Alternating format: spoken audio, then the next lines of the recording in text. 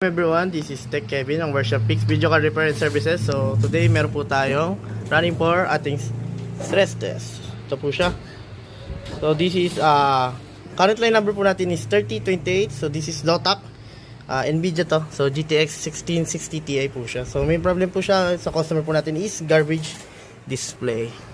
Ito po, naka dual monitor po tayo for gaming po. And ito po yung sa stress test. Ito po ang kanyang support. So ito po, as you can see, device manager po natin, detected po ang kanyang drivers. So this is po, 1660 Ti. So ito naman po yung sa kanyang stress test sa firmware. Lipat natin mo. So bali running po siya sa 2 hours and 46 minutes. So almost 2 hours po kanyang running po, kanyang FPS for stress test 63. Ito po yung sa kanyang gameplay.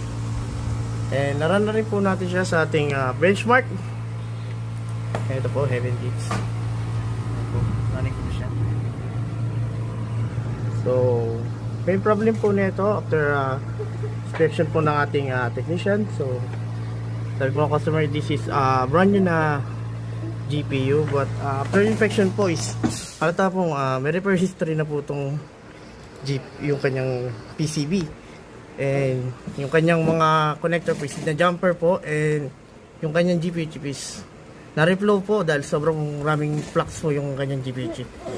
So for solution po is after manual cleaning po, manual cleaning, and also yung 14 stage of cleaning po natin in-apply po natin para po gumana po.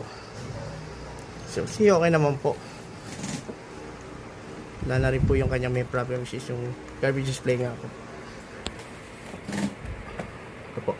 Yan. Ito po yun po sa kanyang games. Firelight po. Ito po IPS 140 plus. Goods na goods po. Smooth. And this is po sa ating framework. Yan. Okay naman po to. Goods na goods na po. Running pa rin po siya for stress test. And wala na po garbage display. So, yun lang po. Maraming salamat. And see you in next repair.